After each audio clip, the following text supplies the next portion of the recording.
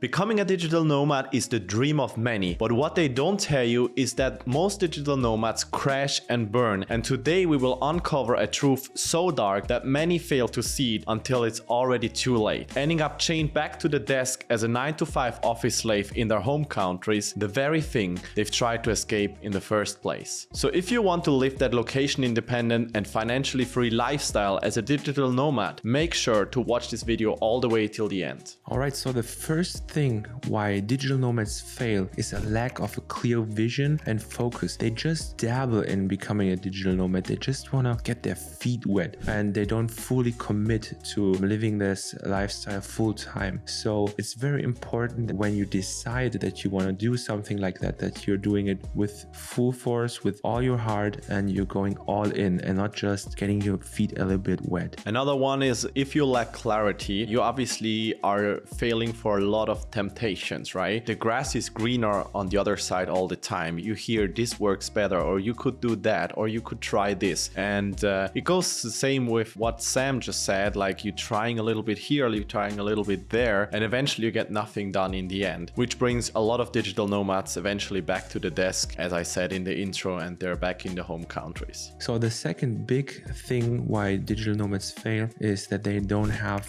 the right financial planning, right? They are relying on a single source of income. Maybe they have a remote job or so, and that means that they're basically just one decision away from losing the whole income stream that they have. Basically, if the company decides to cut some jobs or maybe goes bankrupt or so does your dream of becoming a digital nomad. And that's why most digital nomads need to focus on building an income stream, and that is why most digital nomads profit from becoming also entrepreneurs, starting their own online businesses. And that's really the pattern that we see all over again. If you really want to become a digital nomad, that you need to have this self-employment or this online business going for you in order to have that lifestyle. And that continues in the realm of investments as well. I had talks with so many aspiring digital nomads that are hoping that this one coin or stock or whatever it is goes to the moon and will make them wealthy and support their lifestyle for the next few years. But hoping for one thing to happen that they have not even control over is absolutely insane and not sustainable in the long term. And sooner rather than later, that will backfire and send you back home. So the key here is really to have a diversified income, basically to have multiple sources of income, if you so sort of speak, right? Another thing is financial mismanagement when and before you get started as a digital nomad. Many people have all kind of assets and all kind of stuff at home before they start their journey, which means like a house, cars and stuff. And there's the question like what you're actually doing with that. And for many people it's like pressure to pay down mortgages or store the car somewhere or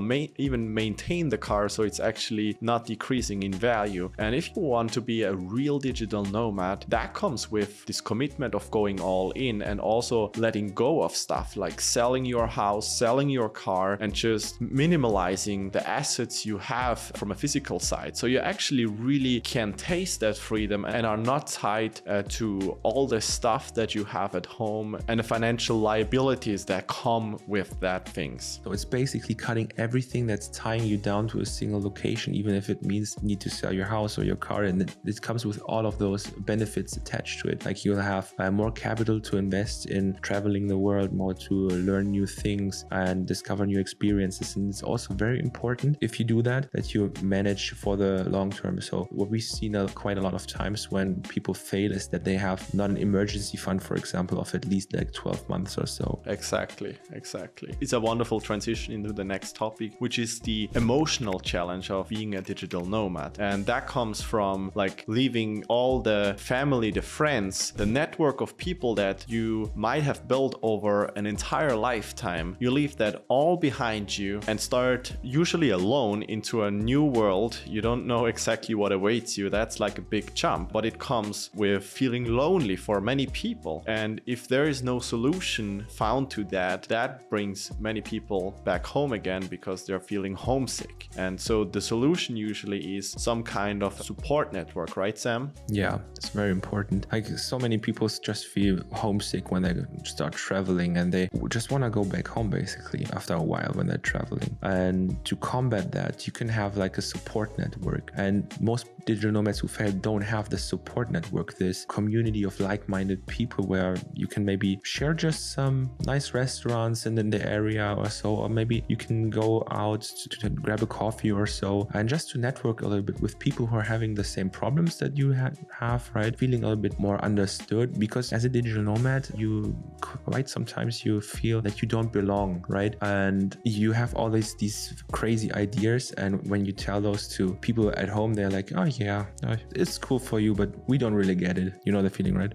So it's very important that you can find a community, a network, a support system that can help you once you face a problem, right? And that brings us to the next part, is the success habits, right? When you're back home in your home country and you're maybe going into the gym or so, it becomes a little bit more difficult to keep up those habits, these healthy habits, maybe even business related ones, right? Like working every morning 4 hours, having a break, working 4 hours again. It can be very distracting, like we said in the beginning, to have all of these fancy locations out there, right? And then you don't focus on work anymore, and then your income decreases. So it's very important to have these habits in place. And we see it again and again and again that people stop building these habits also because they're always on different locations, right? So what Manuel, for example, does, he has this full body weight workout routine that he's doing all the time. And he can then go in a different Airbnb, or he doesn't need a gym basically. He can do that from anywhere in the world. Exactly. That is one of my countermeasurements to go against what you just said. Like, I'll find excuses, there is no gym, or when time zone switches, like I don't have time to go for and figure out like how can I do that. So it's very easy. I wake up, I have this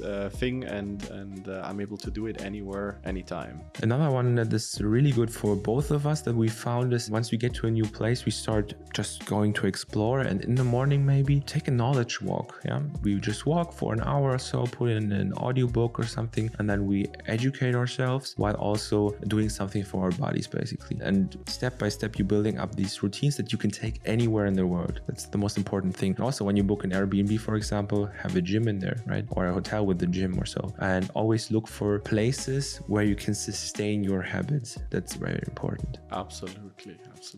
And that brings us to the fifth point, which is choosing the wrong business model. I mentioned before, or both of us mentioned before, that the grass is greener on the other side. You have like a lot of temptations around when you get started in this, and a lot of people just go out, take the first thing that comes up without really doing some research or really like thinking about it and reflecting like what is the smartest decision to get to the goal where they want to go. And so they trial and error around, like try this, try that, make a mistake here and there, and they spend a lot of time. And essentially, when it comes to the economic part of it, like making money eventually, that can lead to a very, very dramatic situation, because like the longer you are on this journey, the more pressure you will feel to actually make money and get results. So it is very smart to have a plan and the right business model from the get-go and know how that plays out in the bigger picture, mid to long-term journey, so you can sustain your lifestyle and actually get to that wealth and freedom and independence that you're looking for. It's kind of like choosing a car or so, right? You can choose one that's just driving, that's maybe 20 or 30 years old. It will do the job, but it won't get you that far. And it's also not that enjoyable, right? And it's also not very fast or very convenient, right? So you can compare that maybe to a business opportunity that's maybe like a